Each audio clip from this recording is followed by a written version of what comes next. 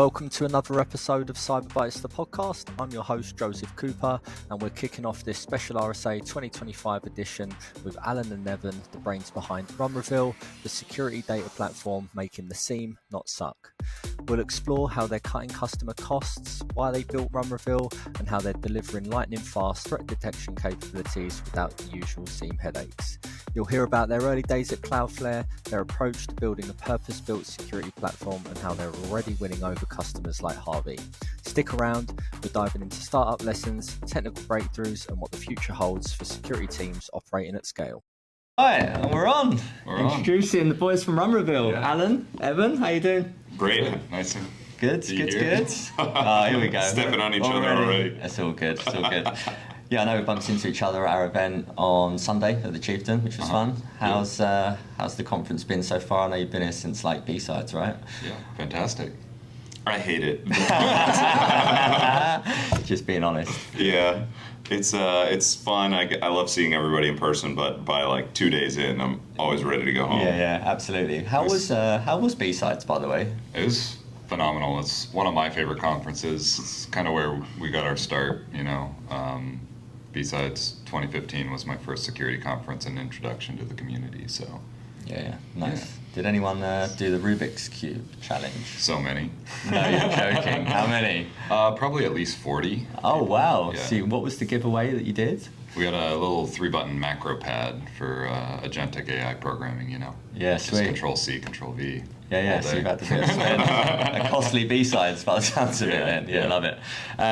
So I'd like to do a bit of a background on the guests before they come on the show, and I found out something very interesting about you, Alan. Oh, yeah. So I heard you can run a mile in like 4 minutes 40, is that right? When I was much more athletic, yes. Brilliant. So there's not much running going on at the moment, apart from I'm trying to get back parties. into it. He's a better runner than I am these days. I looked up your high school stats to Oh, yeah. It was still online, I think. It was. Max Prep Sports. Oh, brilliant. Well, look, chaps, we'll dive straight into it. I'd love to get a bit of an understanding of who you guys are, and then we can talk about how you guys got to meet. But we'll start with you, Alan, and how you got into the industry. Yeah. So I went to college for computer engineering because I really wanted to understand how things worked from the ground up, and always knew I wanted to go into programming. But shortly out of college, I landed on the data team at CloudFlare, where I was kind of thrown in, sink or swim, you know, processing millions of events per second, and I just had to learn how to do it. And so, you know, I was always interested in security, always breaking things, messing around with things, but ultimately, like, I realized, like, we're not that good at processing events at scale, especially at CloudFlare, where we kind of had to build everything bespoke because it was such high scale. So, but that's where I met Evan. Nice. Yeah, so I have a security background, so we're kind of yin and yang for the, you know, security data problems, where Alan has the data background, I have the security background. But my background, I started as a software engineer, went to school for, you know, computer science, started as a software engineer at a startup at LastPass, the password manager, way back in the day, before they were acquired by LogMeIn, and only had a few like major security incidents under their belt. And then went to CloudFlare, was lucky enough to be their first security engineer, and then ended up like managing people there after a while. I did a brief tour of duty at Segment. Okay. With Alan, but ended up back at CloudFlare, where I was there for quite a while longer. But yeah, I guess I've always just been a security person and always liked building things. I realized early on that most security engineers weren't that great of programmers, and so I always wanted to be like a good programmer, and that has helped me a lot. Yeah. Did you finish up as the head of security at CloudFlare? No, I was leading application security, enterprise security, product security, tooling, IAM, like a bunch of random stuff, but not their CISO. Yeah, fair. Okay, cool. There's obviously an interesting chemistry between you two. Like, what makes you think like you work so well with Evan? I mean, we have a lot of rapport. We go pretty far back. Like, we just hung out a lot, really. Yeah. Talked about what we wanted to do in the future, and both clearly wanted to build products. Yeah. And yeah. When did you start having the conversation about RunReveal, and when you was going to start thinking about building something together? It's really just like good timing, like I think it was about November, we grabbed dinner or something, and Evan was starting to talk about wanting to start in something new, and I was already contracting at that point, trying to ideate on various things, and so the timing just worked out really well for both of us, and we already had that mutual trust, and just thought it was a really good fit, and I was ready, he was ready, we just took the leap, Yeah, nice. So we're a couple of years in now, aren't we? Yeah. Yeah, great. Obviously, where did the name come from? Like, I know people want to know that. Or is it just sort of like... I wanted the .com, so I did a bunch of research on like potential names that I could get the .com for, because I've heard of so many stories of people like spending $30,000 on a .com domain name. Yeah. So I was like, why don't we just start with a .com? So I asked actually Jerry Gamblin, if he's somewhat well known and a buddy of ours. But I sent him a poll of like A, B, C, or D, and one of them was RunReveal, and I was like, okay, I like RunReveal. Nice. Brilliant. I don't think he knows that he gave me the ultimate feedback on like, oh yeah, that one's good. Yeah, love it. Well, before we talk about RunReveal, what you guys are up to, can we talk a little bit about the problem space and like where you then thought, right, there is something that's got legs here? Yeah, going back even before the problem space, I always thought that you could kind of build a good security company if you just, out engineer the competition, just because there's not a lot of great security products out there. A lot of them are built by security people, and a lot of times they're not built for certain amounts of scale, or they're kind of janky in certain ways. And so I've always felt that like, you can do a really good job engineering and build a really good product. And then the problem space, I think that I had seen just how expensive a lot of the competitors were, and that was kind of what got the wheels turning for me, that there was something here that could be done, because, I've met people with $10 million a year Splunk bills. And it's just so insane. Wow. And I felt like, okay, if we could just build something basic that is built for scale, then it could be really great. Yeah. If we talk about fractions of the cost, where do you think we are? Is it like half the price, or are we saving customers a lot of money? A lot of money. Yeah. Wow. All right. Talk to me about RunReveal. What you guys are up to and how we're tackling it. Yeah, so we think about RunReveal as a security data platform. So to make SIEM not suck is what we like to say. Nice. So what that means, though, in essence, is we help teams ingest, normalize, enrich, filter their data, and then we store it in an optimized data format, currently on top of ClickHouse. But that allows us to do scheduled detections that run really fast, really effectively, and also to build things like our Model Context Protocols server, which is, for those unfamiliar, it's a protocol that enables LLMs and chat applications to be able to query backends using tools in a standard way. So it provides like the schema and the documentation for how to use these tools, and then the LLM's able to extract data and add it to its context. And so we built this fairly recently, but it just like blew us away with its ability to do things like automated investigations and that sort of thing. So we were kind of like already aware that having the data in an optimized format was going to help us pretty dramatically. But the way that it's kind of coming together is really amazing. But generally speaking, we like to say we're a security data platform because we want to be able to build like the parts and components and leave it open for extensibility by our customers. So Have you been like replacing the SIEM then? Or? that's the goal. Yeah. Okay, cool. How are your customers using the MCP model? How they using it? They just ask whatever question that they're wondering, where they know the answers in their logs, and they more often than not, get back the exact answer they were looking for. And it works really, really well. I was saying that when we released it, I think we released it on a Wednesday or a Thursday. By that Friday, basically all of our customers were using it. And so it was really obvious to us that there was something really cool happening with it. Yeah, very exciting. Because I saw one of your posts. It was like 3 things that you put about. I think one was like threat hunting. Mm-hmm. The other 2, I can't remember off the top of my head. Yeah, I don't remember either off the top of my head. There was 3 questions. I would say like threat hunting misconfigurations, actually. It's really good for that, identifying those and remediating those. And then just understanding your environment. Yeah. If you want to know how something's working, it has all the logs from all your SaaS tools, and you can understand things across all of your infrastructure, which is pretty unique, I think. It's really interesting because I see obviously Cribble just seems to be headlining all over like LinkedIn and Google and everything, like 200 million ARR and things like that. How do you see those guys in comparison to what you're doing? Because you're more security focused.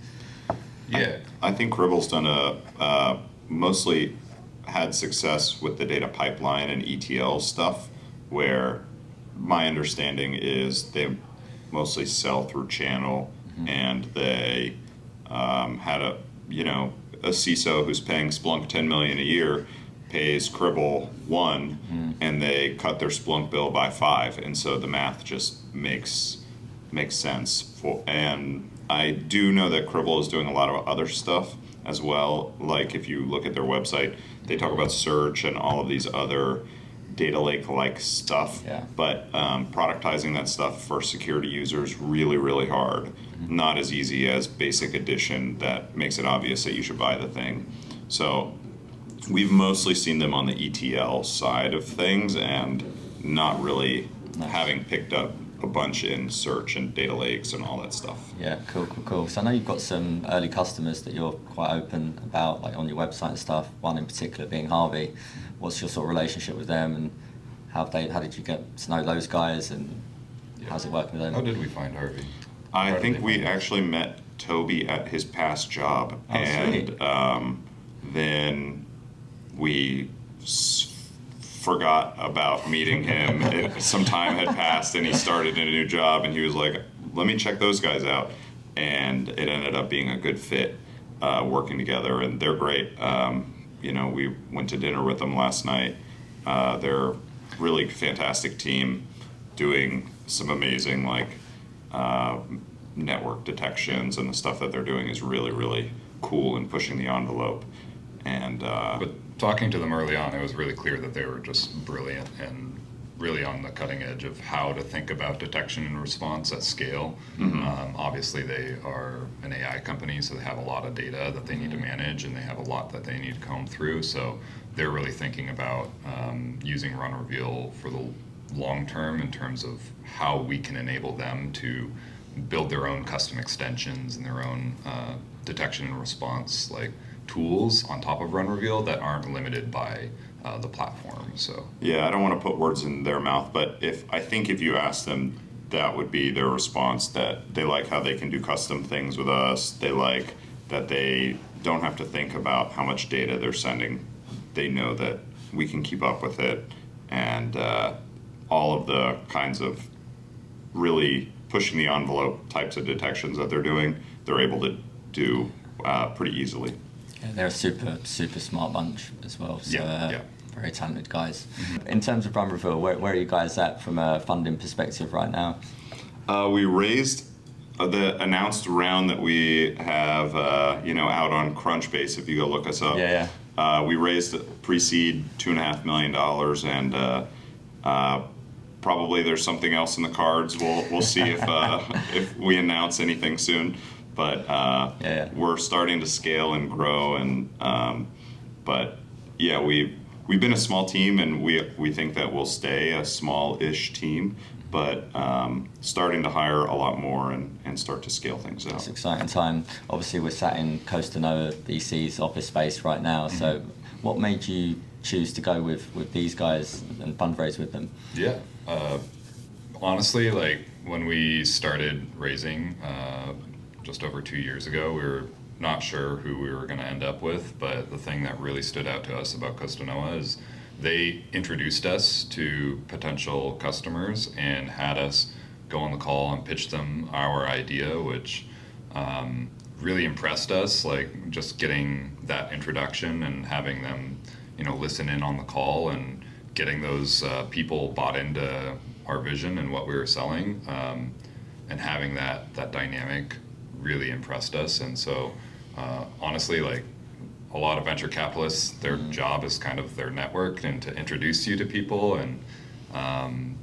ultimately, like, it's shocking how few actually made that offer prior to doing any business with you, and that just was really humbling to us. Yeah, I love that. But also the watching you talk to your buyer and the people that you'd be working with, I think that was really interesting. They literally went on the Zoom call with us and the folks that they introduced to us, and they wanted to see the way that we interacted with those people, the way that we kind of shifted the conversations and worked around the person saying, oh, I don't like that, or I do like that. So they looked to see if we could really collaborate with the types of buyers that they thought we would encounter, and the types of people that we'd have to build a message that resonates with. And I thought that was a really unique strategy, because that's definitely not something that I've seen anybody else do. Yeah, I love that. They'll probably use this for their website now, won't they? In terms of AI, and obviously massive hype, agentic AI all over RSA, I've seen it. I'm going to ask you, Evan, but what's your take on it at the moment, with the whole AI thing? Yeah, I think it is correctly hyped, but probably with the peaks in the wrong places. And what I mean by that is, I think that AI will be everywhere in the future, but I think that it won't be all the places that people expect it to be now. I think that if you look at things that have been wildly successful already, like Cursor, Cursor's been really successful, I think, because the way they help you solve the problem, not because there's other AI copilots and whatnot, like Copilot and Cursor One, and it's because they fit AI into the problem really, really nicely to help you solve whatever coding problem you're trying to do. But so you can't just sprinkle AI on top of something and make it really great. So I think that it'll take a long time to figure out how AI fits into different products, and sometimes it just won't. I don't think that AI will just fix everything, but in cases where it does, I think it'll be a massive unlock. Yeah, for sure. Anything from you on that, Alan? Yeah, I mean, I'm on record as being, bullish on it.